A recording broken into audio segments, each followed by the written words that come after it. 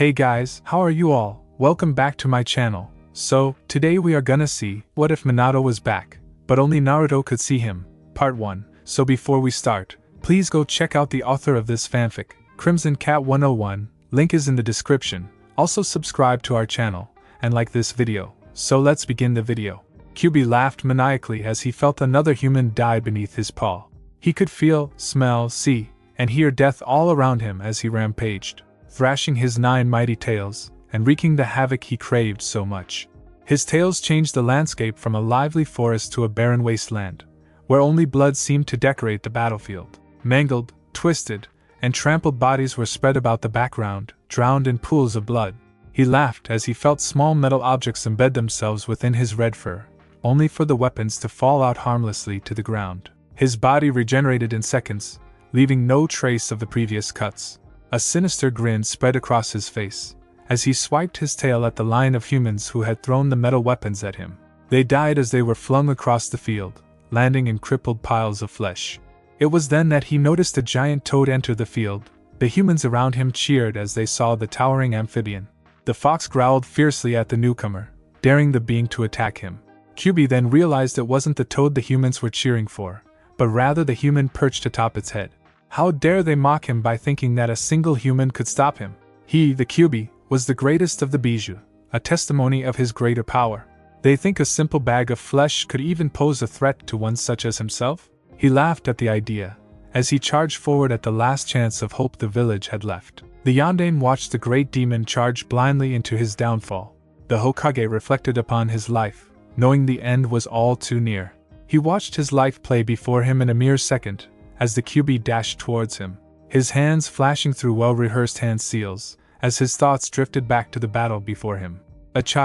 His child lay at his feet screaming from the lack of attention and care. The newborn scream mixed with the screams of those that lay in pain, from wounds or loss of loved ones. His mind was clear as finished the last hand seal, and shouted, "Shiki Fujin, dead demon consuming seal." Kyuubi stopped in his tracks. What is this? Minato knew the Shinigami was behind him. Only he, the user of the technique, could see the death god.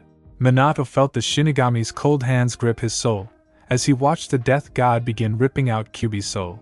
Kyuubi's howls in agony could be heard by all. The pain-filled sounds made everyone stop whatever they were doing, and watch the Kyuubi's gigantic form collide with the hard earth. Lifeless, the Kyuubi's form began dissolving into a swirling mass of energy that the Shinigami now held in his hand. The god of death placed the energy into the newborn at Minato's feet. The menacing red chakra seeped cleanly into the seal, until it disappeared entirely. The Shinigami then faced the Hokage expectantly. My deed was done. Now it is time to pay with your soul. Minato nodded and grinned. I know. The Shinigami looked slightly confused as to why this human, at such a young age, accepted death with open arms. Why is it that you accept death so willingly? Minato looked slightly startled by the unexpected question, but replied nonetheless. I saved my village, giving my single life, to save many. If one life can save the pain of hundreds, I see no reason to regret. The Shinigami then looked at the child. What about your son? The Yondaime looked at the small child, knowing he wouldn't be there to watch him grow. He wanted to be with his son, but he knew such a thing was not possible. He is my son.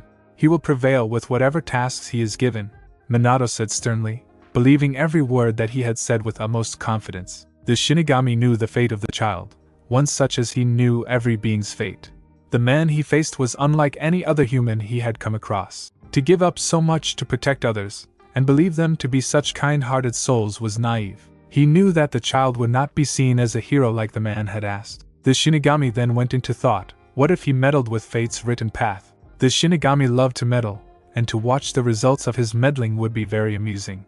This human, and his son were different from the rest of the human species, which only fueled his curiosity of the possible results. That's when an idea struck him. Humans are definitely different from those of your species. You believe the world to be as kind as you, but this is not true. You are very naive. Why are you telling me this? Minato questioned. The Shinigami continued as if he were never interrupted. I will give you, and your child a gift in 10 years' time. What gift? The gift of a guardian. Minato felt his soul inflamed in the hands of the death god. As fast as the pain came it left. He watched as his body fell from atop Gamabunta's head. Wait, how was he watching himself fall? Before he could say or think anymore, the world went black. Minato snapped his eyes open abruptly, only to see a bright blue sky. Is there a sky in the Shinigami's stomach? He thought before getting to his feet, and taking a look at his surroundings. He was standing in the middle of a bustling street of Konohagakure. Konoha is inside the Shinigami's stomach. He mentally slapped himself for that outrageous thought, deciding that wherever he was, it was not the Shinigami's stomach. He chose to learn exactly where he was, by asking around. People passed by him without sparing him a glance. He found that odd, but proceeded to look around regardless. That's when he spotted a familiar face watering some plants outside a small shop. Minato knew Inoichi, so he decided that this was indeed Konoha. He advanced towards the man, millions of questions running through his head. Inoichi, the yondaime called as he approached the blonde. The man continued watering his plants, not acknowledging his presence in the slightest. Inoichi? Minato questioned only a few feet away. Wondering if maybe he couldn't hear him, he reached out a hand to grab his shoulder. However, what happened was not what was expected. His hand slid right through the man's figure. As soon as he saw his hand go through him, he jerked back his hand instantly. What was going on? He couldn't be seen, heard, or felt. Deciding to see if his theory was true, he stood in the middle of the street and shouted, "Can anyone hear me?" Seeing that not a single person even noticed, he gravely concluded that his observations were indeed true. "Hey, what the hell are you yelling for?" Minato whirled around quickly to face the figure that had spoken. He was stunned to find a small boy, with spiky blonde hair, blue eyes, and peculiar whisker-marked cheeks. "Hello, I asked you a question." Naruto waved a hand in front of the man's impassive face. Minato was frozen as he went into deep thought. Okay, so this kid can hear and see me. That's a start. Should I follow my lead or continue searching for others? Maybe I should go along with this kid and find out what's going on first. I could probably find other leads while going with him. When Minato came back to his senses, he looked back at the kid, only to find him glaring at him. His eyes narrowed dangerously in irritation. "What's wrong?" Minato questioned, unknowing the reason the boy was so angry at him. "Welcome back, Driftwood. I thought you were brain dead for a second there, or mental," Naruto added. "Driftwood?" Minato questioned, cocking an eyebrow at the nickname. "Well, yeah. You got so lost in your own thoughts that you didn't hear a word I said. I was practically screaming," Naruto whined, flailing his arms to add effect to his speech. "Oh, sorry, kid," Minato said sheepishly. Naruto looked at the strange man as if expecting him to say something. After waiting for a few more seconds under the uncomfortable silence that had befallen the conversation, Naruto finally asked for the answer he was waiting for. So what?" Minato replied, clueless as can be. "So why were you yelling like that?" "I was Minato." "Hey, there he is!" a man called at the end of the street, gesturing with his arm for others to follow him. Minato thanked the man. If he hadn't, he would have been forced to give a stupid excuse like his dead student Obito. Naruto's eyes widened exponentially. "Gah! How'd they find me so fast?" Yondaime looked at him incredulously. "I mean, how would someone not find him?" The kid was dressed in a bright orange jumpsuit that screamed, "I'm right here." Minato noticed that men along with the others were wearing the vests they wore. He had no idea why they were after the boy, but if he helped him, he might answer some of his questions. "Hey kid." "Yeah? I know a way to lose them." "Nani?" Naruto asked with genuine curiosity. It was odd for a stranger to help him of all people. No one has ever done that before, so why would someone help him now? He didn't even know the man. If he wasn't careful, he might be stabbed in the back when he wasn't looking. Could he trust a stranger? Naruto watched as they approached rapidly, pushing and dodging through the busy villagers in the street. Without a moment to spare, the blonde man looked at Naruto expectantly. "Well, do you want me to help you or not?" "Alright, how do we lose them?" Naruto hesitantly replied. "Follow me," the blonde man said before dashing off at a light pace. Naruto didn't see it as a light pace, however, and had to run as fast as he could to keep up. Naruto followed him as he began to steadily catch up, before turning a sharp corner into a dank alley. "Hurry and open this," Minato said as he pointed to the ground. Naruto looked in the direction the man was pointing to, and shook his head in disbelief. "The sewers!" Naruto exclaimed, to which the man answered with a simple nod. "Hi! Now hurry if you don't want to get caught."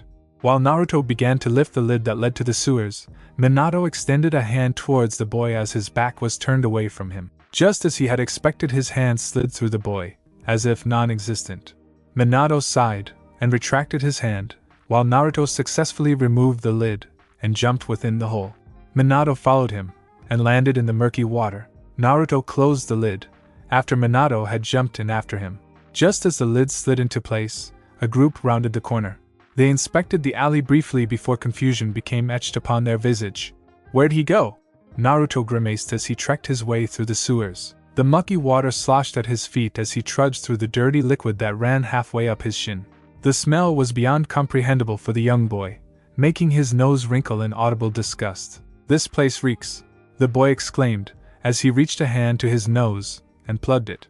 "Hi, but there's an exit just a little further ahead that will lead us to the market street," the man explained. Naruto continued trudging through the water, unobservant of the phenomenon that was taking place behind him. The water's path was unaffected by the blonde man. Minato noticed that the water passed right through him, but wasn't all too surprised. He lifted his foot for closer inspection, and noticed that he wasn't wet or dirty at all.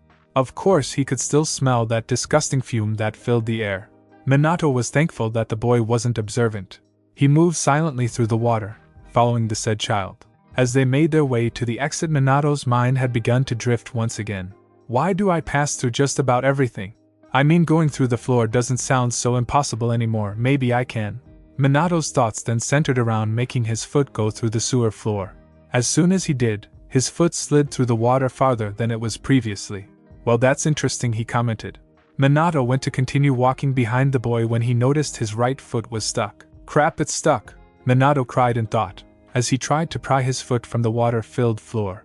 Naruto turned around when he heard a grunt from the man, and watched the spectacle before him. "Wait! Maybe if I concentrate." Minato's foot cleanly dislodged itself from the floor. Naruto looked at the man oddly. "What was that about?" Minato began. "Time for an Obito excuse. I was grabbed by some weird fish thing." "Gah, there's no way he'll fall for that." "What was I thinking?" Minato thought worriedly. To Minato's luck, Naruto's eyes widened with evident fear. "You mean there might be monsters in here?" Minato was having trouble holding back his laughter, his lips pursed in effort of holding it in. The kid was truly gullible, that was for sure. It kind of reminded Minato of his younger self. "Ha, it's possible," the man mused, failing to hide the smile that spread across his face. Of course, Naruto was too dense to notice such a thing. Naruto dashed to the exit up ahead, climbing the ladder hastily, and exiting the dirty sewers. Minato burst into laughter, unable to hold it in any longer, and followed after the kid. His mind still plagued by thoughts. "I can pass through a lot of things, including floors, and probably even walls. No one can see, hear, or even feel me except this kid so far. It's almost like I'm some kind of ghost." Minato exited the sewer, and stood by the exasperated child. "You were kidding, weren't you? I could hear you laugh down there. It echoed enough for me to hear you know." The child huffed angrily. The man shrugged. Maybe not." Naruto glared at him before looking in the opposite direction in frustration. Minato could have sworn he heard the kid murmur something, but it was too quiet for him to hear. "What was that?" Minato questioned. Naruto visibly huffed once more, still facing the opposite way. "I said thanks for helping me escape those." Minato looked at him curiously. "Why were they after you anyway?" Naruto looked at him with surprise. "You don't know?" The man nodded, which Naruto only gaped to. "How could you not notice? I mean, it's so easy to see." Minato looked at him in further confusion. "What's easy to see?" "Just look at the Hokage monument." Minato turned to look at the stone faces, gaping as he did so. The faces were covered in graffiti. Different paint colors sprawled across the faces of the village's previous leaders, including himself. His face had red swirls on his cheeks, and were those eyelashes? He turned to face the young prankster, his eyes narrowed in an intense glare. Naruto visibly shrunk under the glare, shivering as he did so. The blonde man then smiled, his smile then turning into a large grin, and then finally into laughter. Naruto cocked an eyebrow at the unusual behavior. After a short while, Naruto asked him the obvious question. "What's so funny?" The man's laughter died down, until he was able to speak. "I just find it funny that no one could catch you while you committed such an act. I mean, come on, this prank is top-notch, but I have to ask, what made you do it?" Naruto's eyes changed so fast that it stunned Minato. His cerulean eyes brimmed with undeterred confidence and determination as he looked at the monument. "My dream is to become Hokage, surpassing all those before me," Naruto proclaimed, in a voice that didn't seem as childish as before, but strong. "I don't doubt that," the man began, making Naruto turn to him quickly in surprise. I believe that you will accomplish that dream. Naruto's eyes began to glisten with unshed tears. Minato looked at the kid in shock. What's the matter, kid? Naruto looked away when felt his tears threatened to fall. No one's ever said that to me, not ever. They call me a fool, a dreamer, a loser, and dead last, but I'll show them all. I'll show them that I can be strong. Usually when I state my dream, I'm laughed at, or given silence. You, a stranger, had helped me escape, and had even been the first to believe in me. It's not something that happens to me too often, Naruto said solemnly, before turning back to face the blonde man. Why do I feel different around this guy? I don't understand, Naruto thought. I will become Hokage Databao. Also for helping me earlier, is there anything I could do to help you? Naruto asked. Minato brought a hand to rub the back of his head sheepishly. Well, I kind of need a place to stay for the night if it's okay with your parents, that is. Naruto grinned. You can stay at my apartment, and I don't have parents, so that isn't a problem. I should have figured it out, Minato thought. Thanks, I really appreciate this, the man said, as Naruto started heading in the direction of his apartment. Minato followed the boy, until he remembered one of the questions he wanted to ask. Hey kid? Yeah? How long has it been since the Kyuubi attack? Naruto looked at him with obvious confusion, wondering how the man did not know such a thing. Exactly 10 years from today. Why? Minato froze in his tracks. 10 years. What about my wife, an S-? Minato looked at the kid that he was with him. Blonde hair, blue eyes. Kid, what's your name? The man asked in what seemed to be distress. He had to make sure what he believed was true. Naruto looked at him curiously. I'll tell you mine as soon as you tell me yours. Namikaze, Minato said hastily. Uzumaki Naruto, Naruto said, as he gazed at the man whose eyes widened even more. This kid is my son. The Shinigami chuckled nervously as he backed away slowly. Let's not get so mad now. The figure to which the death god was backing away from was a woman who appeared to be in her 20s. She was dressed in white, with black decorative designs that ran across the exterior of the silk kimono. Her body was slender and sleek, and her face too fair to be human. Golden locks fell a little above her waist. The woman was an icon of female beauty, but as of now her features signified the anger that could burn hell 1,000 times over. You did it again, didn't you? She sneered, an unimaginable amount of killing intent directed at the death god before her. Hi. The woman glared at the being. Why change my plans this time? The Shinigami looked at her, his impassive countenance back in place. Entertainment, why else? Oh, the woman sighed, and rubbed her temples in frustration. You always meddle with my designs for the future. Hi, but I haven't changed any of your designs since the Uchiha massacre. I'm bored, what can I say? The woman looked at him. I have to say the Uchiha massacre was defiantly a good tragedy as long as you don't do anything like that to the Hyuga clan, matey. Why are you so fond of the Hyuga clan? The Shinigami questioned. Fate smiled. Most of them worshipped me. Shinigami rolled his eyes. I wouldn't call it worshipping. Fate glared at the death god, but relaxed in seconds, regaining her calm composure once more. So can my change stay? The Shinigami questioned. Hi, as long as you don't meddle any more than you have. The woman warned. Alright, but no spoilers this time. I know your fate and all, but I want the fate of at least those two to be a surprise, the rest I don't care for. Fate sighed. No spoilers at all? That will be difficult when you start asking me what happens next? You're the reason I tell you everyone's destiny after all. Shinigami ignored her, and opened a small wormhole to watch from. This kid was his son. Minato was shocked. The kid he was helping was actually his son. His 10-year-old son. How did this happen? How did he end up walking Konoha's streets as a ghost, and meeting his son? That's when he remembered. Flashback. I will give you, and your child a gift in 10 years' time. The Shinigami stated impassively. What gift? Minato questioned. The gift of a guardian. End flashback. He wondered what the Shinigami meant by guardian, but he said in 10 years' time, so obviously it was the Shinigami's doing. Minato couldn't help but wonder, why would he help someone like me? If only he knew it was simply because the Shinigami was bored.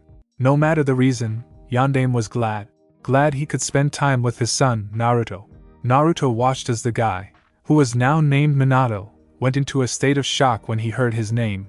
Why does everyone do that when I tell them my name? It's always the same. First comes shock, then comes fear, and then finally hate. Along with that comes the names of demon, killer, and worst of all monster. Naruto thought sadly, watching as the man looked at him in shock. But that same shock surprisingly turned into something Naruto could not define. It wasn't anger, hate, or fear. Was it affection? Care? Happiness? No. There is no way a stranger could care for him. But why did he look the way he did? Naruto wondered. Hey, are you alright? Naruto asked curiously. Minato jumped in surprise, seemingly cut from his thoughts. I think so. Minato responded, smiling at the boy. Why is he looking at me like that?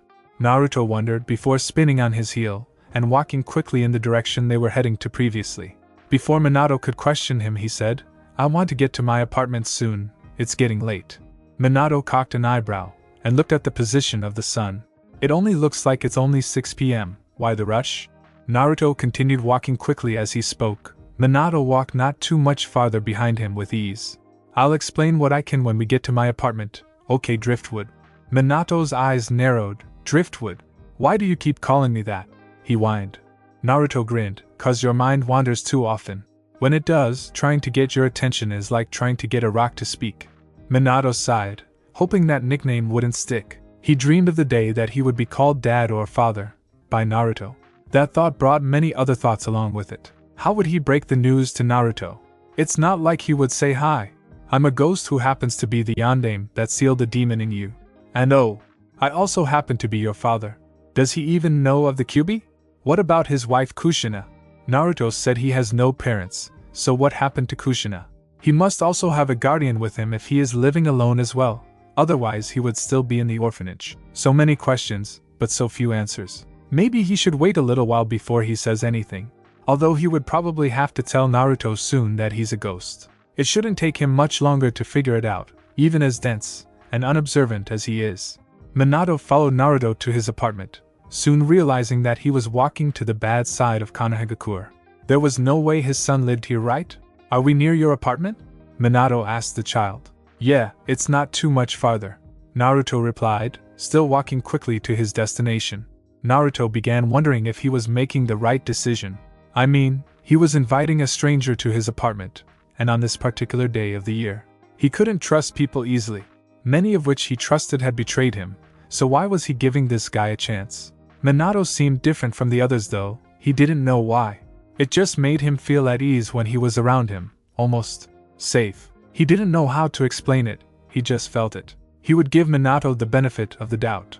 He just hoped his mind was wrong, and his heart right. Here we are, Naruto said as he entered the complex. Minato wondered why Naruto was living in such a rundown place. He observed the cracks in the walls, the bad paint job, the dust, the bugs, and the list never seemed to end. Minato looked at Naruto, who was grinning, as he seemed to do most of the time. Minato looked at him in concern. Something is off about that grin. Hey Izumi-san, I have the rent for my apartment, he said to an old woman behind a desk. The old woman had gray hair, pulled up in a ponytail. She wore a simple civilian-like kimono that showed that she had a thing for modesty, slapping a bunch of ryo on the wooden desk for pay. Well, it's about time, demon. Next time you better pay on time, otherwise you'll be on the streets, the old woman snarled. Naruto looked at her in surprise. She never had acted like that when he had company. Minato looked at the woman with anger, pure rage coursing through his veins, while he shook with controlled fury. How dare she say that to his son? Even if it wasn't his son, what she said should never be said to a child. He also saw the unbelievable amount Naruto had handed her for rent. The money he had handed to her was enough for a nice 2-bedroom apartment. Minato knew by the way the complex looked this was probably not the case, and she was probably ripping him off. Then there was the word the woman had called Naruto. Demon. Was Naruto not being treated like the hero he had thought he would? Was his last wish not fulfilled? Minato ran a hand through his hair as a massive headache seemed to surface. He really hated having so many questions, with so few answers. The questions seemed to keep increasing, but his answers were so limited it was driving him nuts. He learned as Hokage that patience was the best way sometimes, and it seemed like this was one of those times. Naruto wondered why Izumi acted that way with someone else's presence. He however shrugged it off, and walked to the stairs that led to his room. Minato followed him in a trance-like state, seemingly caught in his own thoughts. Naruto walked to his door, and pulled out a set of keys from his pocket. He fiddled with his keys for a moment until the right key was found, and then pressed into the door. A click sounded before the door swung open, revealing a small living space. The kitchen/living room was nothing short of small. A ragged couch was placed against the wall with a small fridge near its left side. A round table was positioned across from the couch with 2 wooden chairs on each side. There was a petite counter on the fridge's left side, nothing special. The walls were painted white pearly, and there seemed to be cracks in the walls. He looked around by the doorway while Naruto made his way to the window and snapped it shut. Naruto then turned to Minato. "You can come in, you know." Naruto turned to his bedroom, after he had spoken, and began picking up his clothing that had lazily been tossed to the floor. His bedroom was also small. A bed sat on the right side of the room. The bed's spring mattress was old and beat, seeing that the springs were sticking out of it, making it uncomfortable for anyone that slept in it. A small wooden side desk was placed beside the bed, where his alarm clock was set. A closet was across from the bed on the left side of the room. A few precious hangers were hung inside the closet, where Naruto had begun hanging his clothes from.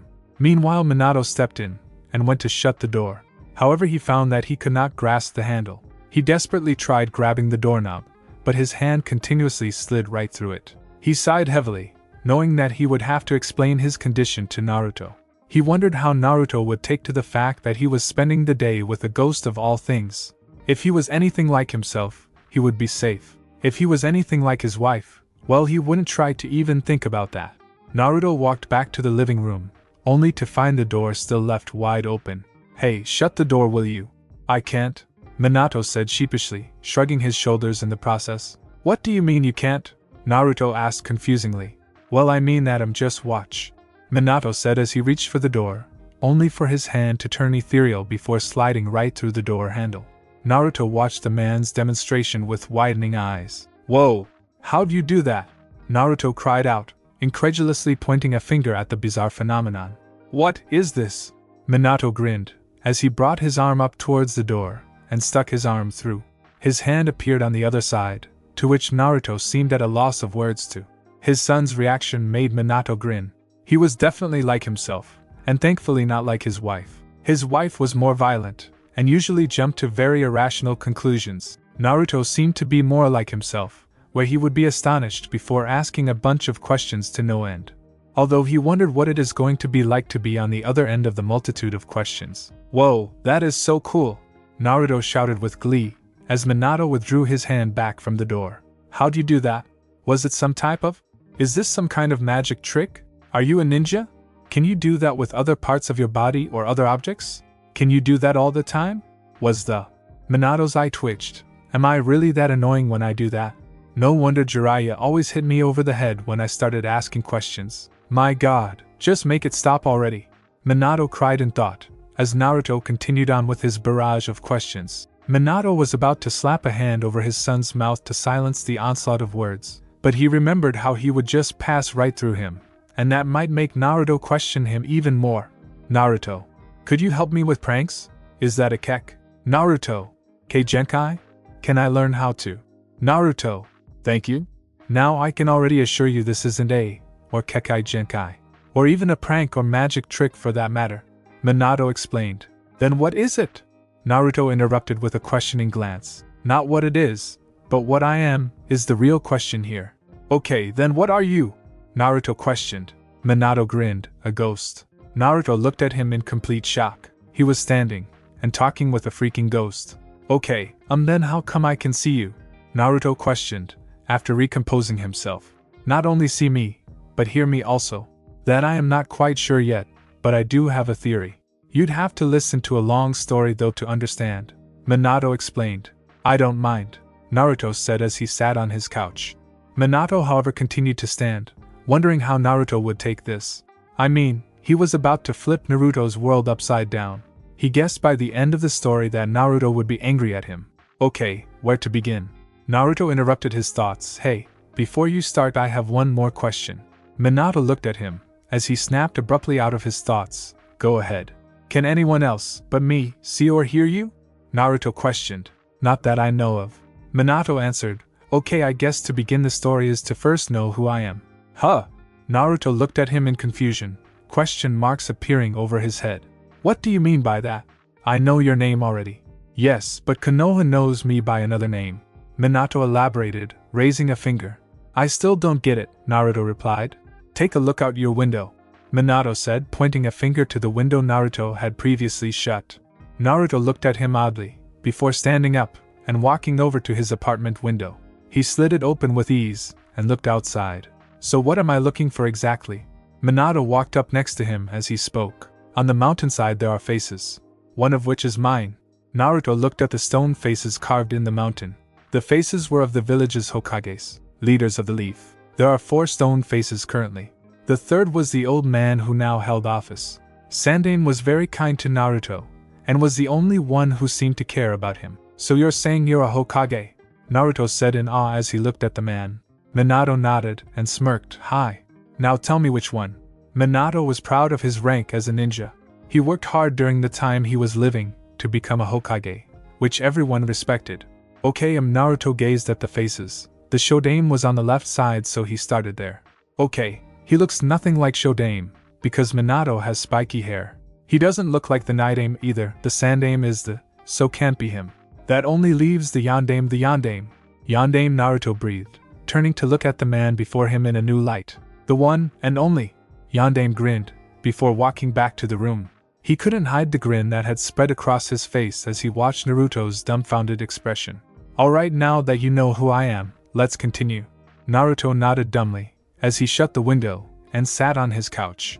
Naruto couldn't believe that a ghost of the Yondaime was standing in front of him of all people. He was even talking to him, and it wasn't in disgust. If this was a dream, he hoped he wouldn't wake up. Now came the part the Yondaime feared. A serious expression quickly replaced his grinning one. Okay, my story takes place 10 years ago, on October 10th when the Kyuubi attacked. You see, I was warned about the Kyuubi no Kitsune a day prior to the attack. I immediately began working on a seal that would save us all. A seal? Let me finish, the Yondaime said.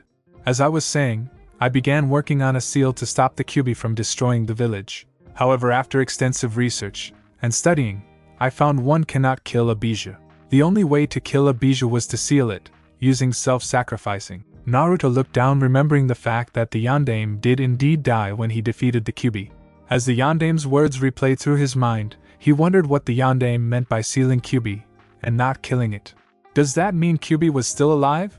Naruto waited patiently for his answers. The Yondaime continued. The worst part was that the Kyuubi could only be sealed within a newborn child. This is due to the fact that a newborn's chakra coil system can adapt to a new presence more easily than an adult's. For you see, if it were sealed in anything other than a newborn, the Kyuubi's chakra would be rejected, and thus kill the host, and freeing the Kyuubi once more. So I had to seal it in a newborn, one that saved the village from certain destruction, and became a hero to the people of Konoha. That newborn was you, Naruto. Naruto looked down as he spoke in a voice somewhat akin to sadness. So you're saying that I'm the Kyuubi? Naruto remembered how he was treated by the villagers, the glares, the anger, the hate. All of it was always directed at him. And now he knew why. Yondaime's look was calm as he spoke. Naruto, I can already tell you I don't like what I've seen so far from Konoha. Naruto looked up abruptly, wondering what the Yondaime was getting at. I've seen a taste of how the village treats you, and to say the least, I'm disappointed. Not by you, Naruto, but by this village. Yondaime's faraway look then turned to one that was firm and strong. As he looked upon Naruto, Naruto remembered that you are not the Kyuubi, but its jailer, while it is your prisoner. You and Kyuubi are two separate entities, locked in one body. You are the vessel of Kyuubi, not the beast itself. The village is unable to see this, and even if they did, when they see you, they see a scapegoat of their pain. You are an icon of their pain, but you aren't the pain itself. My final wish was for you to be seen as the village's hero, but I see that this was not fulfilled, as I believed it would. They see you simply as the beast itself, but you are not. Understand? Yondaime was angry with the villagers for what they had put his son through. He didn't know exactly what they did, but seeing where he was living, and how the woman at the desk had treated Naruto, he could only guess what they had put Naruto through. Naruto nodded before looking at the Yondaime. So you're saying the reason they hate me is because you sealed a demon in me? Yondaime's eyes filled with sadness knowing what was coming next. His muscles tense knowing Naruto would surely explode in full-blown anger towards him. His anger was not without reason, knowing that he was responsible for ruining his son's life. Naruto's face was hidden by his blonde hair, unreadable to Minato. When he lifted his head up, it revealed a smile. Minato was shocked to say the least, but he became even more shocked when Naruto started laughing. Naruto laughed loudly, as tears streaked down his whisker-marked cheeks, in what appeared to be happiness. As Naruto's laughter began to die down, Minato asked the question he had wanted to ask. Why were you laughing? Naruto smiled as his laughs died down completely. Because I just found out that the reason everybody hates me is due to something I had no control of. They don't hate me, just the stupid fur ball in my stomach, Naruto exclaimed as his tears of joy began to dry up. I thought it was something I did. To find out the reason everyone hates me takes a huge weight off my shoulders. Although I have to ask why you put it in someone like me, instead of someone with parents who could watch over them? Yondaime knew the answer, but he would only give half of the answer for now. Do you know anyone else born on October 10th? No. Well then, there you go. Naruto sighed, and sunk deep into his couch. Wow, what a weird day. You and I both, Minato commented. Oh yeah, you never told me your theory as to why you're a ghost, and why I can only see or hear you. Minato looked at him in confusion, before it clicked. Oh right. I guess I got sidetracked during the story, huh? Let's see, when I used it to perform the sealing I summoned the Shinigami. But you see, something happened. What? Naruto questioned curiously. The Shinigami spoke to me, and told me that in 10 years, he would give me, and you a gift, the Yondaime explained, his eyes peering at the floor below him in deep thought. A gift of a guardian, is what he called it, but I don't know exactly what he meant by that. After that I woke up here, and met you. Naruto nodded, with his arms crossed in front of his chest, and his eyes closed. This day just keeps getting weirder, huh? Minato nodded in agreement, his arms also crossed, and eyes closed. Most definitely. They sat in silence digesting all that happened until Minato spoke. So do you have a guardian to look after you? Naruto shook his head sorrowfully. No, I lived alone since I was 6. Sandaime used to check up on me every so often, until about a year ago. I guess things started getting busier. He still visits me, just not so often. He visits at least once every month or so. He visited me yesterday to make sure I was prepared. Yondaime looked at him in confusion. What do you mean by prepared? Sadness filled Naruto's features. Prepared for my birthday. Yondaime looked at Naruto in bewilderment, wondering what he meant by being prepared for his birthday. Now that his son mentioned it, he remembered Naruto telling him today was exactly 10 years since the Kyuubi attack, and since Naruto was born that same day, today was his son's birthday. The Yondaime grimaced, knowing it was also the day the Kyuubi attacked. Now he understood. Naruto looked outside the now closed window as he spoke quietly. On my birthday every year, Ajisen assigns A and BU to protect me. But that didn't start happening until I reached the age of 6. Before then I fended off on my own. This day holds many painful memories. Memories I wish would lay forgotten. However, I will always remember the pain I endured. At least the A and BU can protect me now, so I don't have to worry as much, just so long as I stay indoors during the night. I never understood why their hatred became worse on this day of every year. I thought it was because of something I did, but at least now I know. Naruto turned to face the dead Hokage with a smile on his face. I'm happy that I know the truth, and now I guess I owe a thanks to the Shinigami when I meet him. Let's just hope that's not too soon. The Yondaime was startled by how well Naruto was taking things. The former Hokage rubbed the back of his neck sheepishly, while not looking at Naruto directly. You know, Naruto, I don't understand why you're not angry with me for ruining your life so much. Naruto blinked innocently. Well, I just figured you didn't have any other options at the time. If you did, then you would probably be alive at the moment, and me, well, demonless. Minato gave an honest smile at the young blonde. This kid is a great hero that Konoha might miss out on. He was surprised the village couldn't figure out the fact that Naruto was an innocent child, with such a good heart. When he looked at Naruto, he saw an uncanny resemblance between him and his son. It seemed like Naruto had gotten most of his looks. However, Naruto's cerulean eyes may be the same color as his, but they held the same warmth as Naruto's mother. Naruto's loud attitude was also a trait given to him by his wife, Kushina. The more he thought about Naruto and Kushina's similarities, the more he became worried about Kushina. He looked at Naruto with genuine curiosity. So Naruto, do you have any idea about your parents? Naruto looked at Minato with obvious confusion, wondering how such a random topic was brought up. No, I was alone since birth, well, at least as long as I remember anyway. The Yondaime leaned against the wall, his eyes cloudy with sadness. So that means Naruto grew up alone as an orphan, with the burden I gave him to make his life even worse. Kushina wouldn't abandon our son, so she must have died. Is this the future that my family was given? I worked so hard, and that stupid demon has to ruin everything.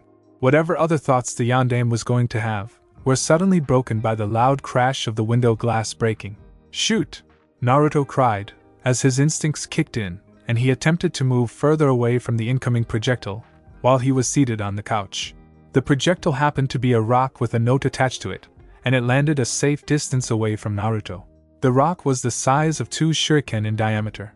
Minato hadn't moved from his spot on the wall, knowing that the projectile was no danger to either of them, having predicted the projectile's path beforehand. "Naruto, are you alright?" an ANBU asked, as he stood on top of one of the poles that extended from the apartment building. Naruto got up from the couch and nodded. "Yeah, I'm fine, ANBU-san." The ANBU nodded in reply. "Alright, my squad has already apprehended the citizen responsible for this. He will probably be charged with vandalizing and attempted assault on another Konoha citizen." Naruto sighed. "Thanks, ANBU-san." The ANBU nodded before disappearing into the night once more. Minato was currently gritting his teeth in anger, as his fists were clenched tightly by his sides. If he was ever brought back to life, forbidden or not, he would first go on a bloody rampage. He knew if the ANBU weren't assigned to protect Naruto, many other things would probably have happened. His son might have already been dead, or the things he wished to do right now. Naruto walked over to the rock, and bent over to pick it up for closer examination. He took the note, attached to the rock, and read it with hardened eyes. "A demon scum such as you should die the most gruesome of deaths. A monster does not deserve to live."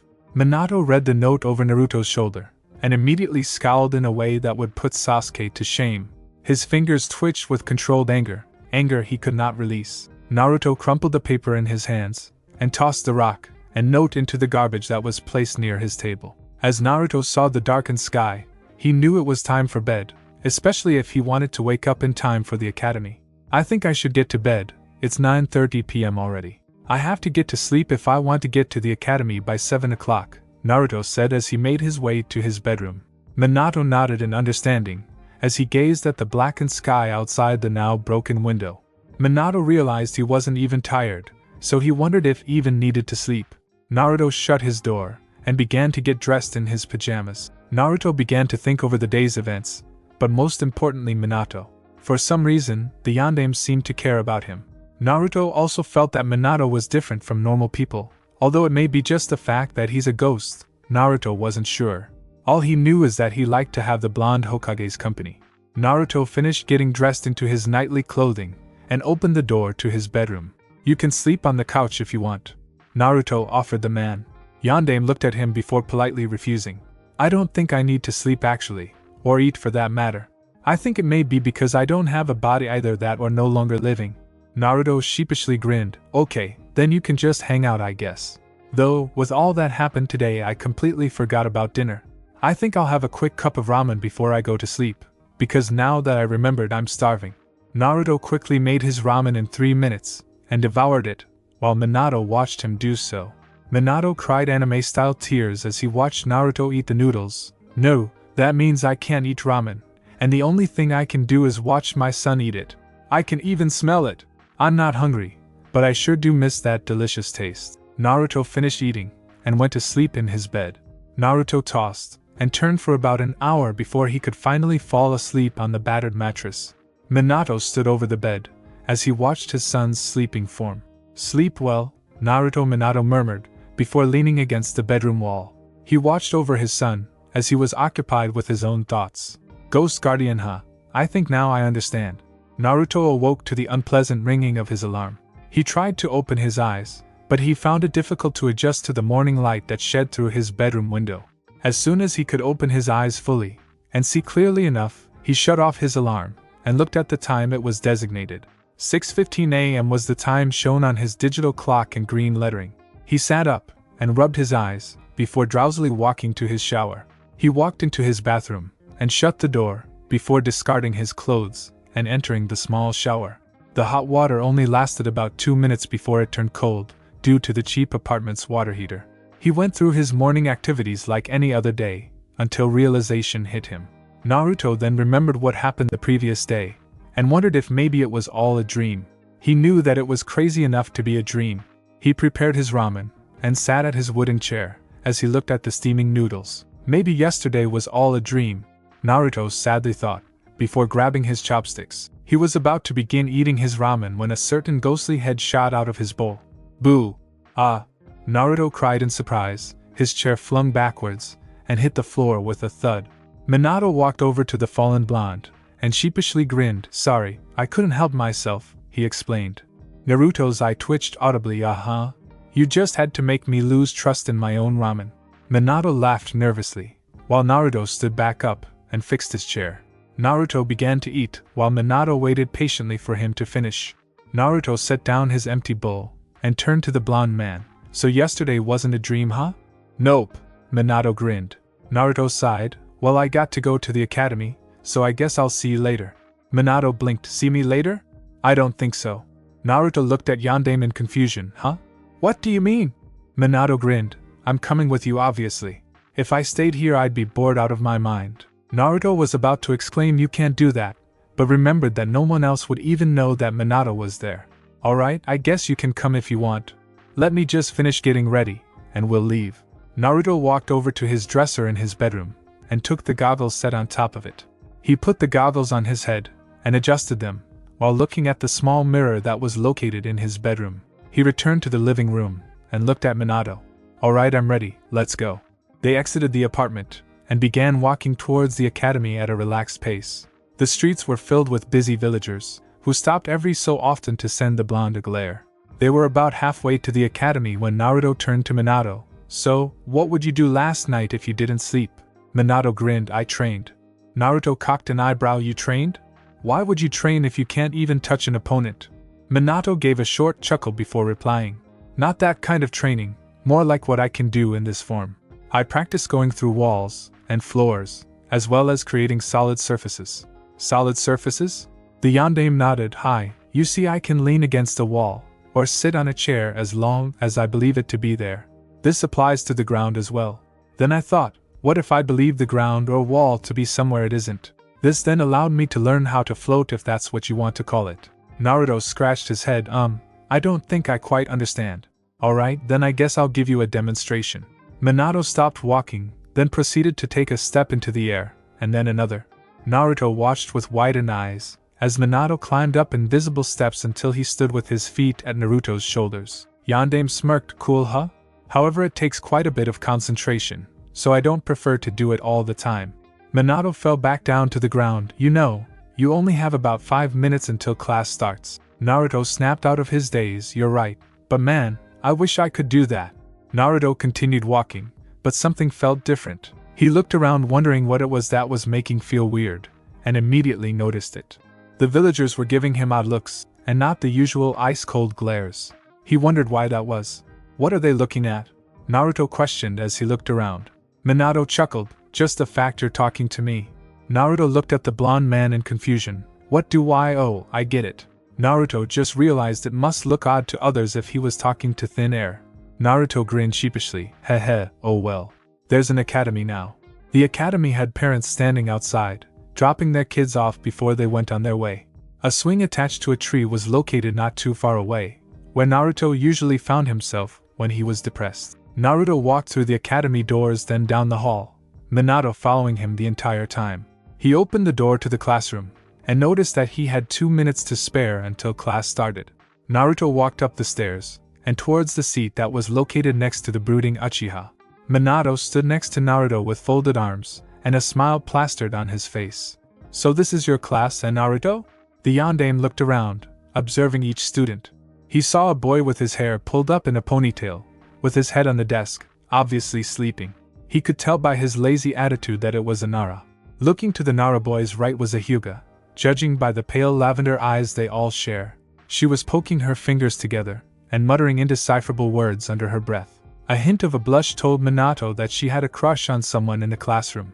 Below the Hyuga sat a boy with Inuzuka facial markings. The smug look on his face suggested that the kid had a cocky attitude. On the other side of the classroom in the back was an Aburame. Aburames always seemed to wear those large coats and sunglasses, something the Aburames shared in common other than bugs. Looking on the other side by Nara sat a rather overweight boy.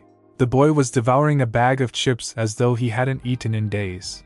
Minato knew the child was an Akamichi. Their family usually revolved around their weight. Then there was the Uchiha that sat next to Naruto. The way he held himself showed that he had a high amount of arrogance like any other Uchiha. Though there were a few exceptions, 90% of the Uchiha population was arrogant. I see you got an Uchiha in your class, huh? I'm guessing he's as arrogant as any other Uchiha. Naruto snickered. He probably puts the rest to shame. Dobe. Naruto turned to face Uchiha and spoke in a mocking tone. Yeteen? Sasuke narrowed his eyes. Who were you talking to? No one. Naruto replied simply.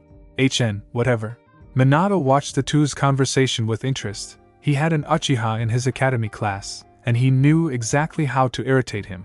He would have to teach his son how to do it, because if Naruto was anything like himself, he would enjoy striking the Uchiha's nerves. At that second, a crash resonated throughout the room, right before two girls entered the class screeching at each other. However, they were stuck in the doorway, as they both tried to enter before the other. Move it, forehead girl! I need to get to Sasuke-kun! The blonde one shrieked. The pink-haired girl scowled in obvious refusal. No way, Ino pig! Minato slapped a hand to his face, and shook his head in disbelief. These two girls were nothing but fangirl-crazed lunatics to him. It was dangerous for a kunoichi to be focused so crazily on boys, that they abandoned their training. That type of behavior usually led to death, not to mention pissed-off real kunoichi, who are insulted by such behavior. He remembered that Kushina always was disgusted by how the fangirls flirted with him. That was something he liked about her. He guessed it was okay for there to be fangirls in the academy, but as soon as they became genin they would have to drop that behavior. Otherwise it could mean unnecessary deaths. The two girls managed to make their way through the doorway, pushing and shoving their way towards Naruto. Hey Sakura-chan! Naruto greeted, with a slight blush adorning his face. Minato saw the telltale signs of a crush from his son, and restrained himself from slapping his forehead once more. Move it, idiot! I want to sit next to Sasuke-kun! She screeched, her hands on her hips, and a scowl on her face. Ino growled at Sakura menacingly. I told you I was going to sit by Sasuke-kun today, forehead girl. Minato sighed, then turned to Naruto. You know, I would move to a different seat now before it's too late. Naruto looked at Yondaime confusingly. What do you mean by that? Before Minato got a chance to answer, Naruto turned back to Sakura. Hey Sakura-chan, you can sit next to me if you want. Naruto grinned. Ugh, why would I want to sit by an idiot like you? She snarled. Now move it! Sakura pushed Naruto off of his seat, and sat down next to the Uchiha. Ino scowled, and then replaced Sakura in the seat. Sorry, forehead girl, but this seat is mine. Naruto watched the two squabble from the ground, trying to ignore Minato's I told you so. He eventually got back up, and walked to the empty seat next to Nara Shikamaru. Naruto sat in the chair with a pout. Being forced out of his seat once again made him upset. Shikamaru looked at Naruto. Girls are so troublesome, aren't they? Naruto sighed. Yeah? Minato looked at the classroom door a second before it opened, revealing a silver-haired one. Mizuki stood in front of the class, before turning to the two girls who were screeching at each other. Get in your seats, the teacher commanded. The two girls became silent. Ino stayed in her seat next to Sasuke while Sakura angrily sat at the seat next to Hyuga Hinata. Ino mocked Sakura with her victory by sticking her tongue out. Once the class was settled, Mizuki explained to the class why he was late, and Iruka was not here. He told them that there was a meeting with the Hokage, and then Iruka had to stay after to help the Hokage pass out mission scrolls. He then went into a boring lecture about the history of Konoha. Naruto folded his arms on his desk, and laid his head on top of them.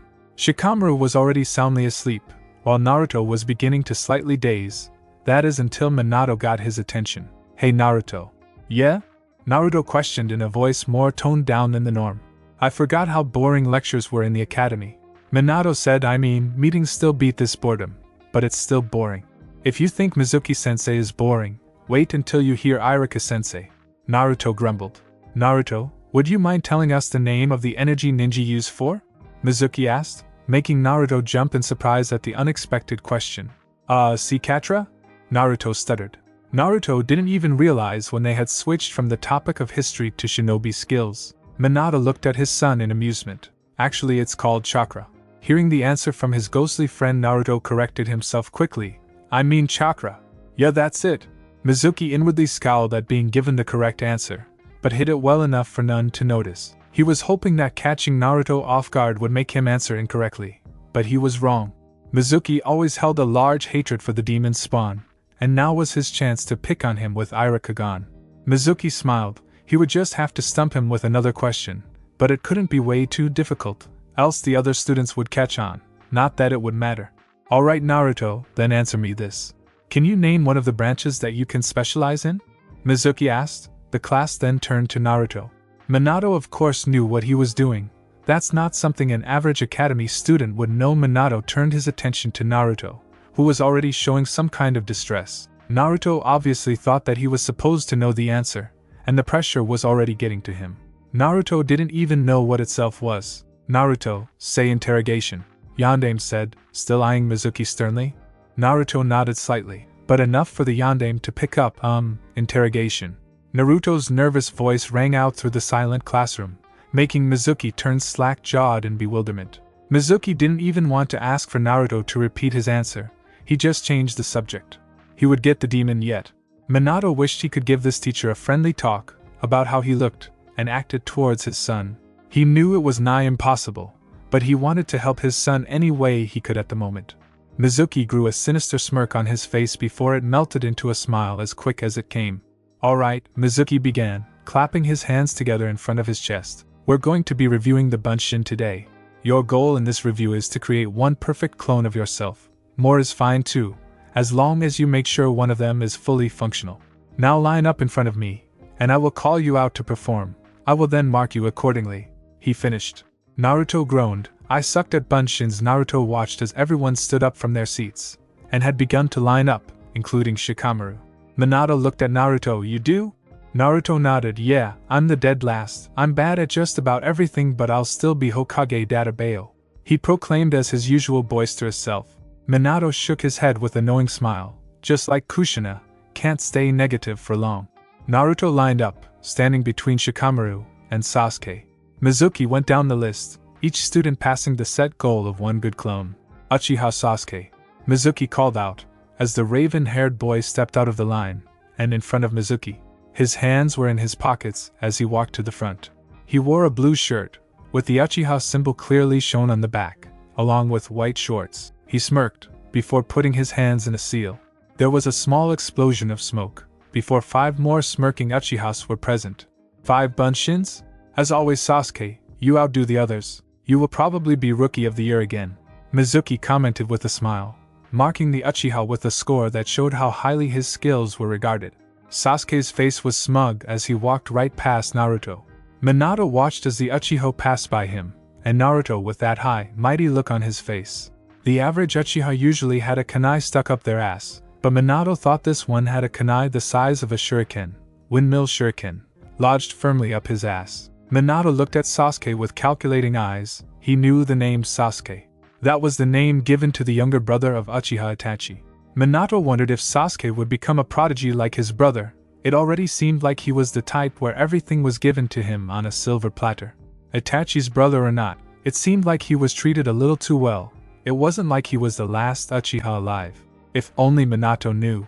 He settled to ask Naruto later as Haruno Sakura was called up next. The pink-haired girl performed perfectly, making 2 perfect bunshins beside her.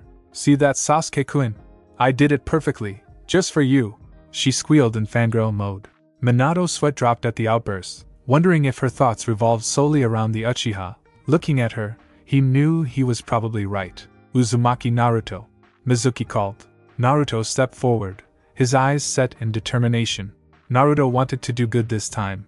The Yondaime Hokage was watching, and he couldn't help but feel like he needed to impress him. Naruto put his hands into the required seal, and his chakra coursed around him. Yondaime watched Naruto with calculating eyes, noting everything he could pick up with his senses. He could already sense that Naruto was outputting way too much chakra needed for the technique. Bunshin no Jutsu, Naruto called out, before a puff of smoke was emitted next to him. His gaze fell towards the cloud of smoke, as it slowly dispersed. Minato didn't move from his standing position, his arms still firmly folded across his chest, and his electric blue eyes locked on the figure that was becoming slowly visible in the cloud of smoke. The class erupted in laughter as they stared at the poor excuse for a clone that Naruto had created. The clone was lying on the floor disfigured and pale, a rather sickly-looking thing. The clone dispelled, and Naruto looked at the floor in despair as he heard the laughter that racked his ears. Minato knew it was probably the Kyuubi that messed with Naruto's chakra control. The fox made it so that Naruto had a large chakra supply. But a large chakra supply means harder chakra control, unfortunately. Bunshin no Jutsu required such a small amount of chakra that it would almost be impossible for Naruto to do it. He wasn't even sure it was possible at all. As expected by the dead last, a voice called from the end of the line. Idiot. Naruto heard a Sasuke fangirl comment. You should just give up being a ninja now.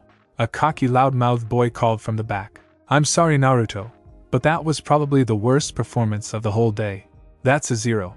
I suggest you start practicing that at home, Mizuki said, hiding a smirk he wished to show. Naruto's expression was unreadable because of the shadow that covered it. Minato looked on in sadness, guilty from the problems he had caused his son. He couldn't help but feel that all of his son's misery was because of his actions. Naruto lifted his head to show his grinning form. Heh, I'll get this down, and then I'll be Hokage. Just wait. The class laughing continued, until the next person was called. Minato knew that Naruto's grin was fake. He got a long enough look to tell it was part of a mask he had been putting up for who knows how long.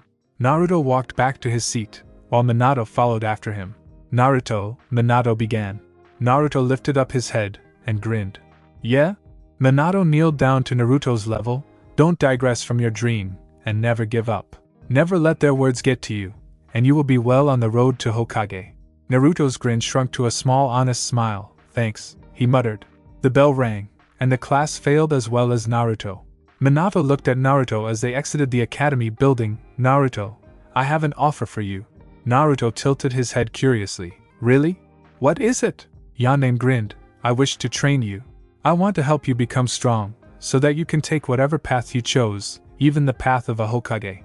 Naruto stopped walking. You mean it? He exclaimed. Yandere nodded. Yep, I fiak. The Hokage was stopped short when Naruto jumped at him to hug him in thanks. However, Naruto had phased right through Minato, and crash-landed with the ground face first. Yandere chuckled. I guess that's a yes, huh? Naruto jumped back to his feet, seemingly unharmed. Hell yes. Minato smiled. Well, I guess we'll start right after you eat, but first. Naruto cocked an eyebrow. But first what? Minato pointed at Naruto's clothing. We get rid of that orange. I refuse to work with it. We go shopping first. Minato's eyes twitched, wondering why Naruto had to pick up his wife's sense of style. Kushina always loved bright colors, especially orange. Why? What's wrong with it? Naruto asked confusingly, pulling at the cloth. I won't train you unless it is disposed of, Minato said firmly. Naruto looked at Yandere in disbelief. He began to think, orange training by the Yandere himself, orange. Yandere watched as Naruto had to actually think about it. He covered his face with a hand in disbelief. Naruto snapped out of his thoughts, and looked at the Yandere. Alright, it's a deal. Yandere nodded. Good, then let's get to it. October 11th, Monday, 4:30 p.m. Training Field 29. After eating ramen, Naruto went to Training Field 29, where he stood in the clearing seemingly alone. However, unknown to anyone, the blonde was actually talking to a special friend of his. So how strong will I get if I do this training of yours? Naruto asked with genuine curiosity. Yandere smirked. Well, let's just say one of my students became a student by the age of 6. Naruto's eyes became wide in realization of what Minato had just said. 6. Minato nodded, satisfied with Naruto's expression. That's right, and if you do everything I say, I'll make you stronger than he is now. Naruto nodded eagerly. He would do anything to become that strong. He had to fulfill his dream of becoming Hokage, and this was exactly what he needed.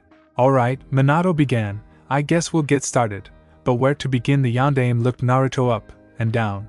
Naruto was still wearing the ungodly orange jumpsuit at the moment, but that would change later when Naruto could go shopping for a new wardrobe. Well, first you'll stretch, and then we'll begin with taijutsu for starters. I'll teach you the basic katas of my style, because the more advanced katas will be over your league. We'll be working on your speed later when we get you some weights, but for now we'll work on style. Before we even do that though, you should stretch your muscles out. Naruto grinned excitedly, and energetically began stretching, finishing in about 15 minutes flat. The Yandere suppressed the sigh he wanted to release. Naruto looked like he was going to be a handful to train. Minato knew that training Naruto was going to be no easy task. This looked close to certain. Though Minato had to wonder where Naruto got his hyperactive personality from, because it certainly wasn't from himself, or his wife for that matter. Minato wondered if maybe it was just a unique trait to Naruto, or that maybe Naruto had developed his boisterous personality to deal with the hardships of his life, like a mask. He hoped it was not the latter, because it made him feel guiltier for what he made his son endure through. Driftwood. Hello, Naruto called, while waving a hand in front of the man's impassive visage. The blond man gave no response whatsoever. Coming up with an idea, Naruto let a mischievous grin spread across his face. He slipped into his academy teaching fighting stance, and threw a punch towards Yandame's expressionless face. The Yandame snapped out of his stupor as the instinctual sense of danger approached. Minato lifted an open palm to catch the tiny fist, but it unexpectedly phased right through, and continued its path towards his face. Minato's body tensed as it waited for the impact, but it never came. Instead, Naruto's fist was halfway through his face. Ha! Psyche! Naruto laughed as he retracted his arm, and pointed at the priceless look on Yandame's face. Minato growled childishly, a throbbing vein clearly present on his head. That wasn't funny! Naruto laughed harder. Yeah, it was. You should have seen the look on your face. Naruto chuckled as Minato growled angrily. The dead Hokage wanted to stomp his foot and whine like a child, but he resisted such temptations. Minato then took a deep calming breath to regain his composure. Let's get to training, shall we? Minato questioned, to which Naruto whooped in joy. Alright, what's first? Naruto questioned, his hands pumped up in tight fists by his sides, showing just how excited he was to start training. Hey, I'll just get back at him later, Minato thought, before blinking back into reality. Well, first we'll begin with the basic form for my style, Minato began. Naruto's puzzled expression stopped him from continuing. What's a basic form anyway? Minato was having a tough time digesting the fact that Naruto seemed to know nothing about taijutsu style. He wondered if Naruto learned anything in the academy, because a civilian would seem to know more about being a shinobi than Naruto at the moment. A basic form is another way of saying your fighting stance, Minato explained monotonously. Oh, Naruto voiced, rubbing the back of his neck from embarrassment. It is quite alright. Now why don't you show me your fighting stance? Naruto complied hastily, and shifted into the fighting stance he had been taught.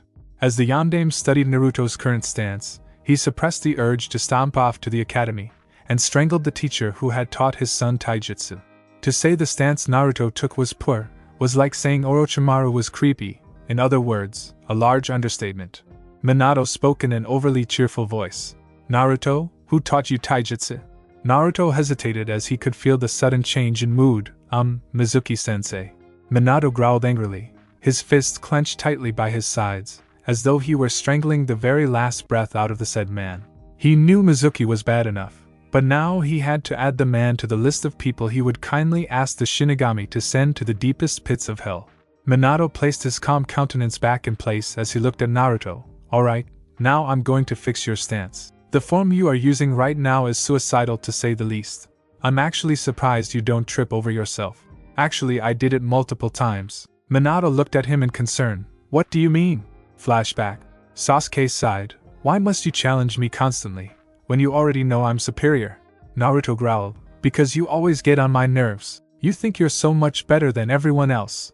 Like you're the only one capable of doing anything. You think you're just so high and mighty. That's why I'm going to beat you so badly, Sasuke team. This time I'll wipe the floor with you. Then I'll prove you're not as great as everyone thinks. Sasuke smirked arrogantly. Just try it, done.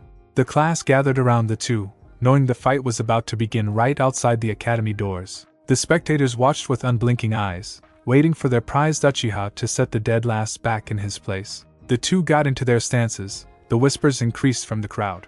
Naruto's frown deepened, right before he charged at the raven-haired Uchiha. As soon as the fight began, it was over. Naruto had then tripped over himself, and fell onto the unwelcoming earth. The crowd erupted in full-blown laughter, pointing and sneering at the blonde idiot. Sasuke's expression was impassive, as he watched Naruto get back up onto his feet, and brush himself off. You're not even worth my time. With that said, the Uchiha turned a full 180 degrees, and walked away. I'm not finished, Naruto roared, his fists clenched at his sides. A boy called from the crowd, Hey dead last, how are you going to become Hokage when you can't even run properly? Some Hokage you'd make. I'd be surprised if he even became a ninja at all. A girl with light blue hair commented. Ninja? Are you kidding? I'd be surprised if he even survived as a civilian. Naruto couldn't take any more. wanting only to get away from the laughing eyes of his classmates. He wondered why everything he did was only to be either laughed or glared at. Everything, no matter what, always resulted in more pain for him to suffer in. But it seemed that's what everyone wanted. They wanted him to be sad, miserable, hurt, and lonely. He would never give them the satisfaction of winning though, so he set his mask in place, letting the fake grin cover his depressed features. "Ha! I'll just get him next time. Just you wait, and then I'll become Hokage," Naruto declared loudly, a silly grin slapped on his face. The crowd dispersed quickly after, all the while whispering about the dead last's latest mishap. Naruto's grin vanished as soon as no one was looking, and he dashed towards his apartment, for he needed to be alone, away from the glares, hate, remarks, and now the eyes of his classmates. And flashback. Naruto's eyes were unfocused and distant as he remembered one of the many painful memories that he had lived through. Minato waited patiently for the answer to his question, for he knew the look in Naruto's eyes told him that he had brought up a few bad memories. Naruto's eyes snapped back to reality, and he looked away, not daring to stare at the yondaime directly.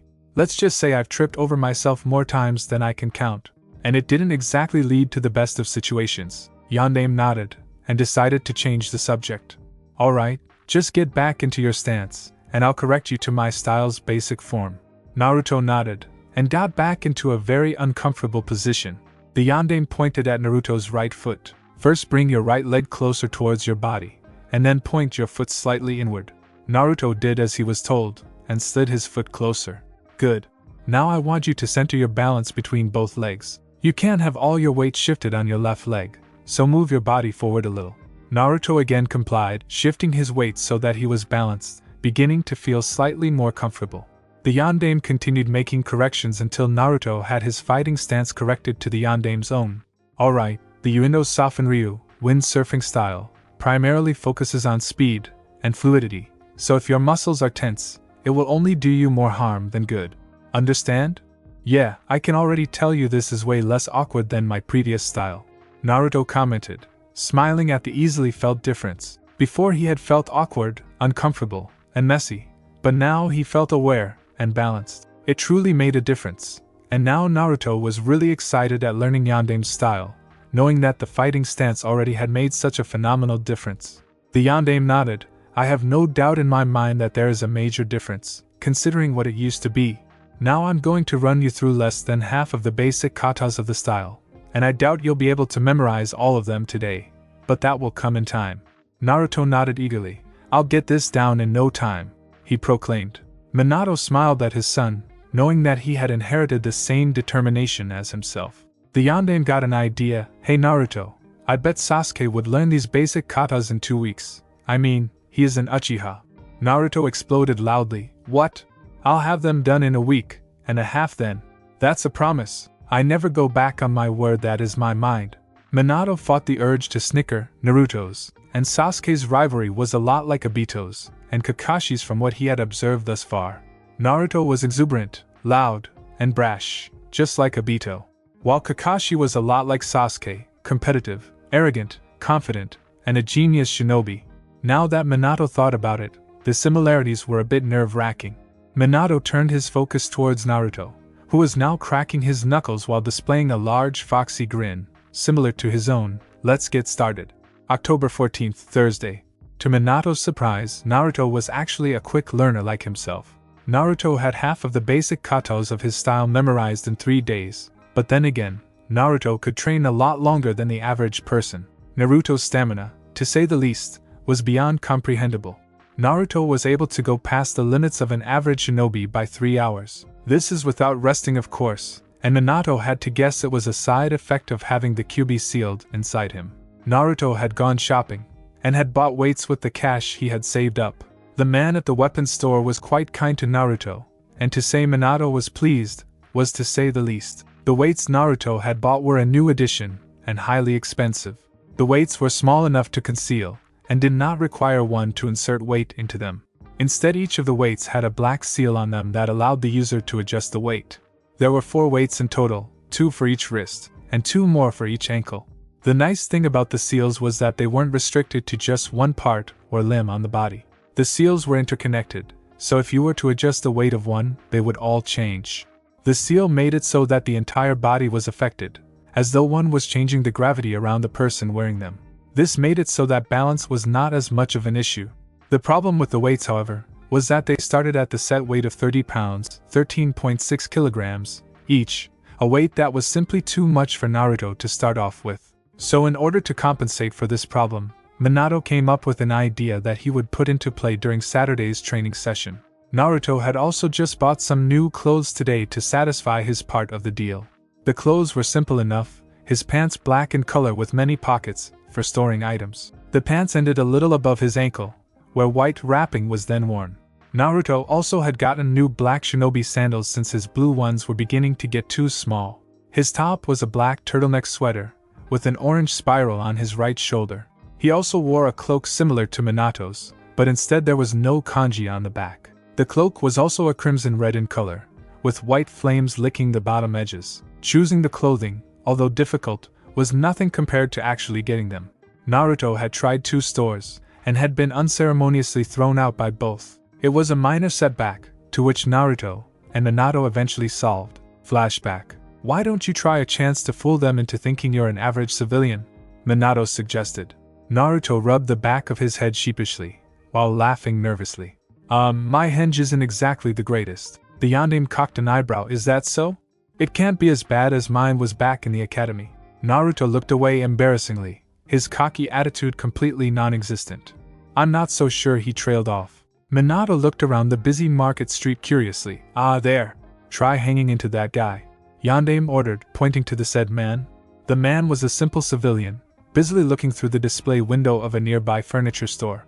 Naruto looked slightly unconfident, but nonetheless put his hands into the required seal, and gathered chakra. Alright, here it goes.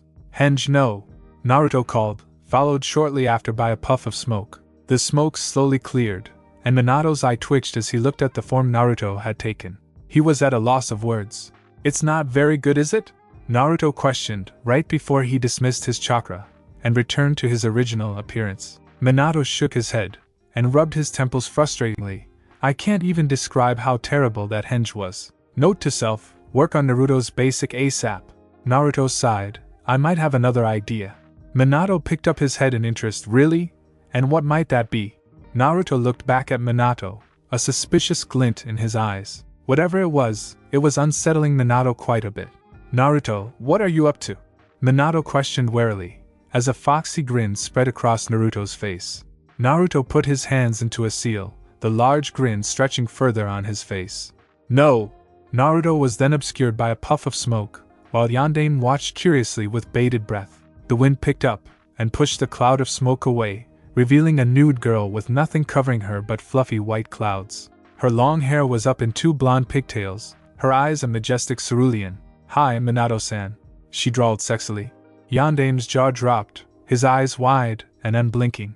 He then quickly shut his mouth, and looked away from the girl. An embarrassing red blush stretched across his face. Naruto, could you drop them now? Minato asked, still refusing to look at the nude girl in front of him. Aw, do you really want me to leave, Minato-san? The Naruto girl asked, moving closer to Minato. The action caused Minato to deepen his blush to one that rivaled Hinata's at her worst. Hi, now Naruto, Yandere ordered. The girl pouted, and then transformed back into Naruto. You're not very fun. Naruto huffed disappointingly. He was wondering if Yandere was a pervert. If he was, then he would have something against him. Naruto, the Yandere began, turning his head to face the blonde mischief. I want you to never, ever use that again, unless I give you permission, understand? Naruto looked at him oddly. Why? I was just joking around. Minato shook his head, telling Naruto that it may bring out the worst in men, but it has even worse effects on women. Naruto still didn't understand. What do you mean by that? Minato sighed, brushing a hand through his golden locks. Naruto, are you so dense that you never take notice of your surroundings? Naruto raised an inquisitive eyebrow, before looking around, shivering as he did so. There were a lot of women menacingly glaring at him, much worse than usual. There were also some women beating up their boyfriends or husbands that were trying to hide their nosebleeds. The women were scary, and Naruto could have sworn he heard one of them crack their knuckles. Naruto did the only logical thing. Naruto hastily dashed around a corner, and into an alley, hiding within its murky depths. Minato looked at the blonde seriously. Naruto, Like I said, I forbid the use of that without my permission. You've seen the results. You're just lucky none of those women were kunoichi. Naruto nodded eagerly in agreement. Yeah, women are sure scary. Minato nodded as well. Women? He should have seen how Kushina acted towards perverts. Not a very pleasant sight. You have no idea. Naruto couldn't help a small smile from gracing his features. The words forbid and permission were words he didn't hear too often. It was also the way Minato had said it. It reminded Naruto of how parents scold their children.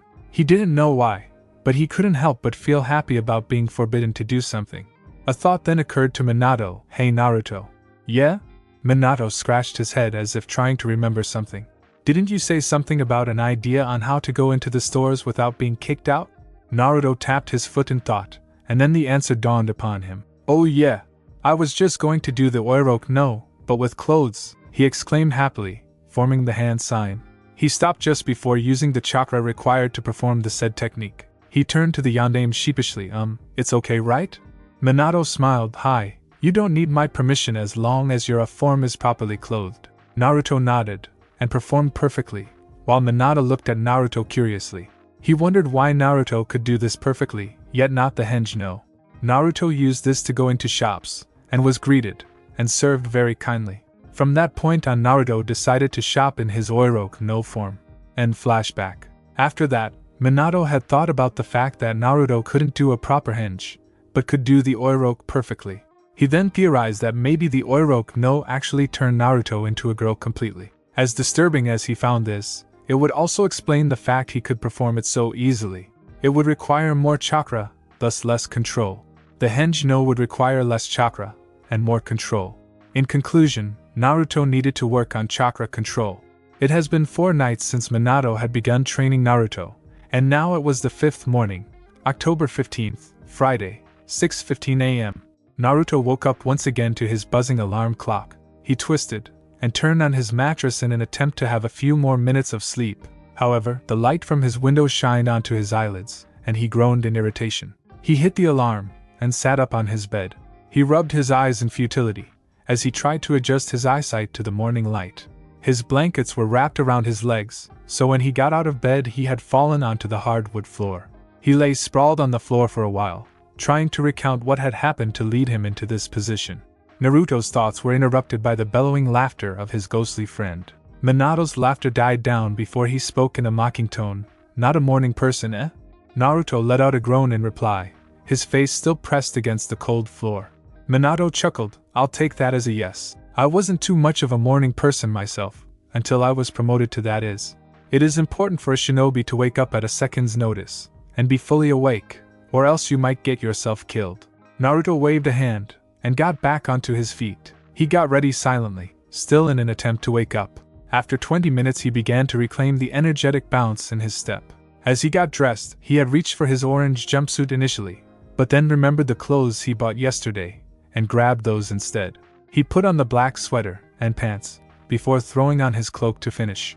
He was about to reach for his goggles, but Minato stopped him. Naruto, that doesn't exactly match your new look, Minato stated, waving a hand.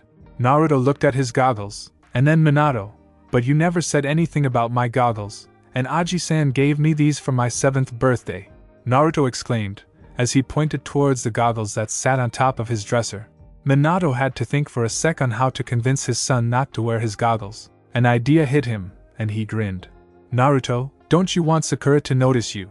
Naruto stopped instantly. What does this have to do with Sakura-chan? Minato smirked. Well, it just so happens I know how to get Sakura to notice you, so you have to follow my advice. Naruto scrunched up his face in thought before replying. But how do you know what Sakura-chan likes? Minato smiled. Well, it just so happens that when I was alive, I had a large fan club that would put Sasuke's to shame.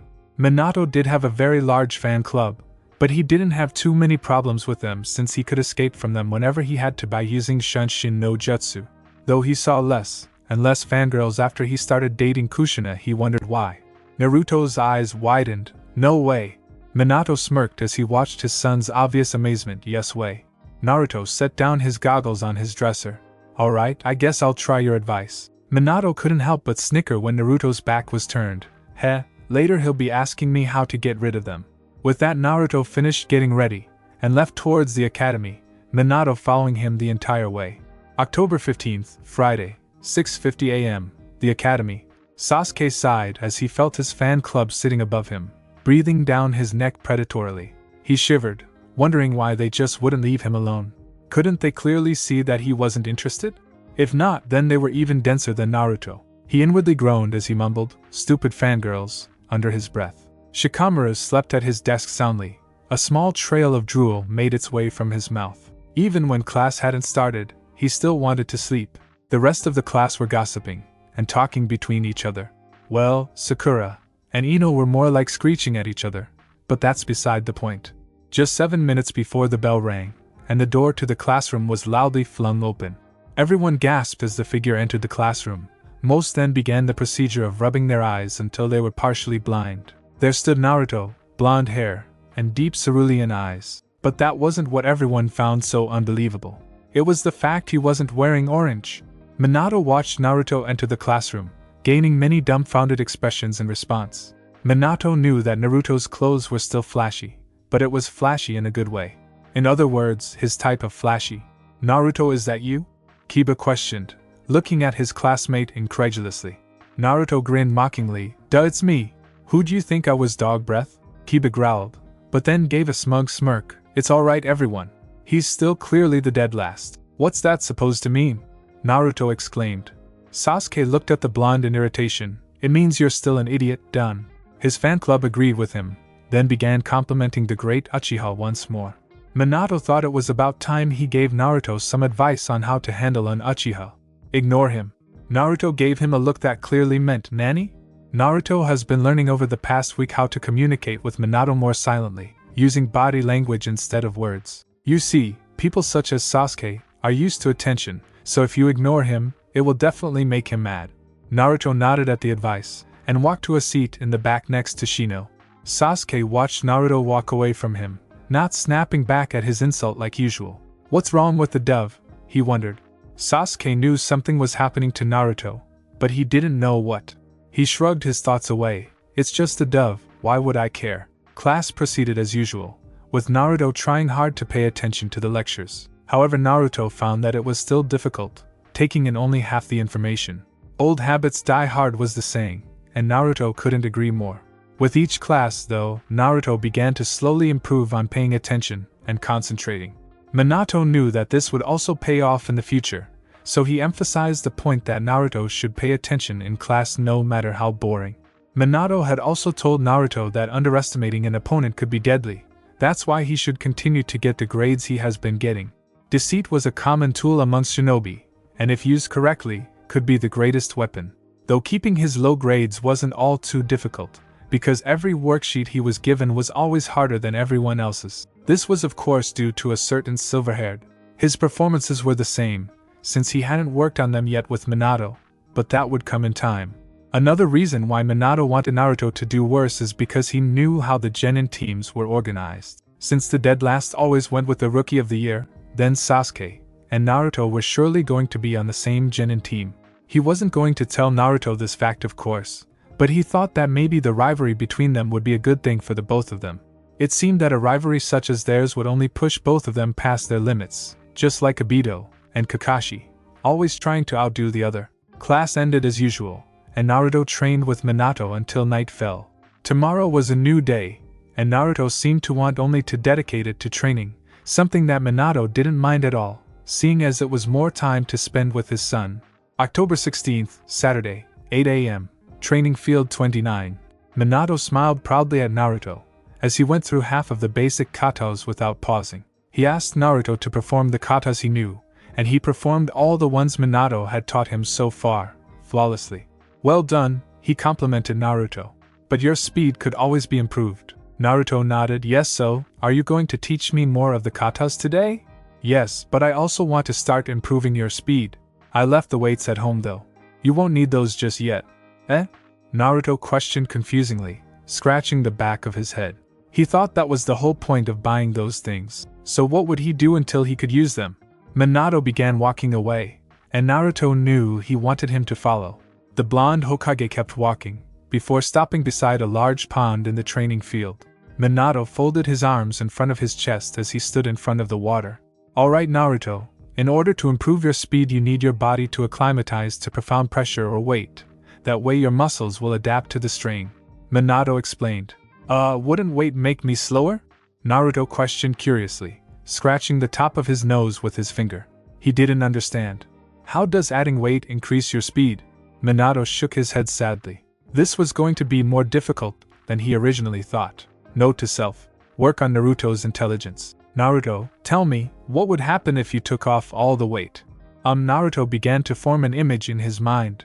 He pictured himself with a large boulder on his back, and then without it. Oh, I got it.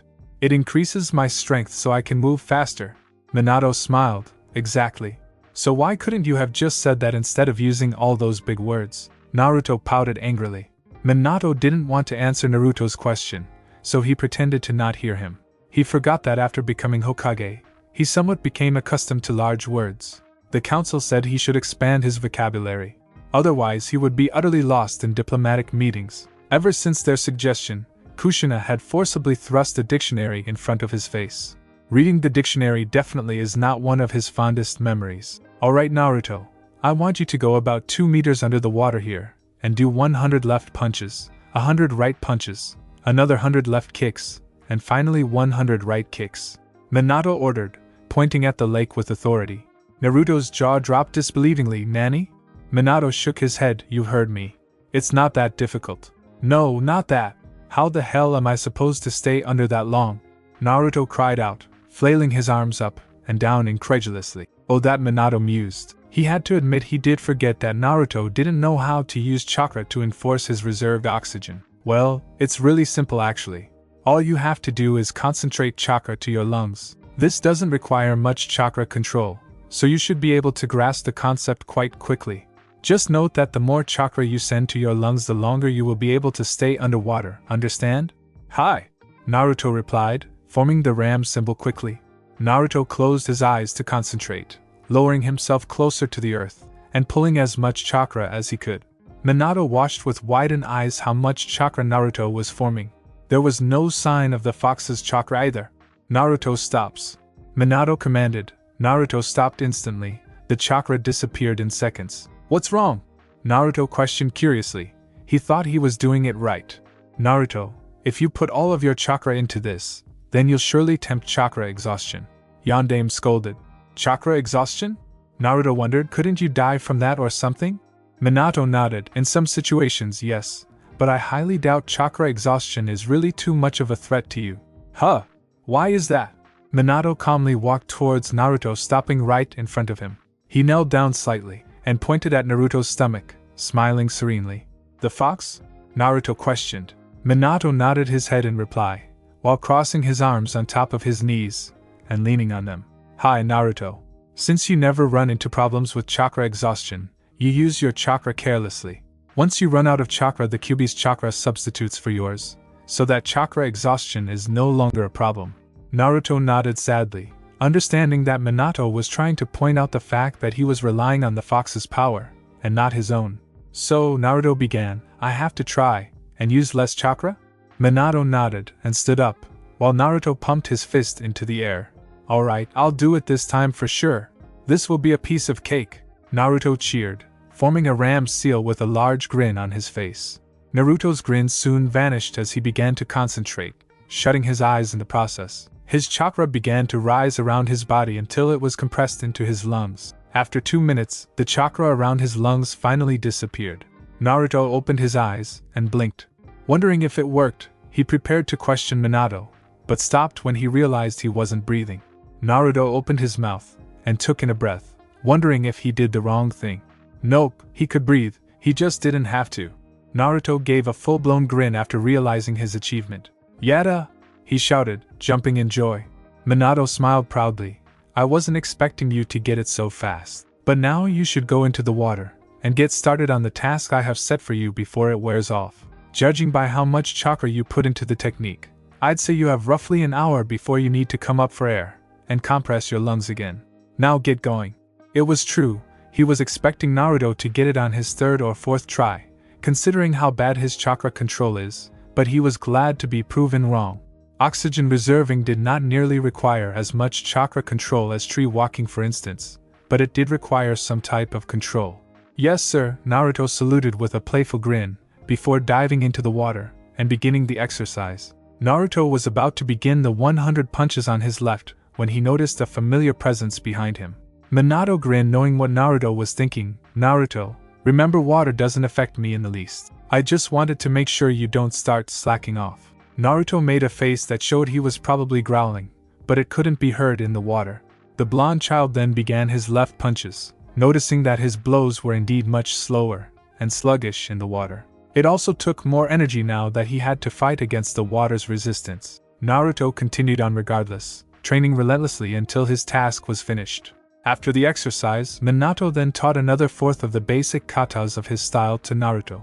Naruto obviously picked them up quickly, but was only able to memorize half of them, which was still an awesome feat. Minato soon learned that even though Naruto had the loud, boisterous attitude of his wife, he also had his sheer determination, as well as his uncanny ability to learn extremely fast. Minato smiled, thinking that training Naruto was actually going to be easier than training any other.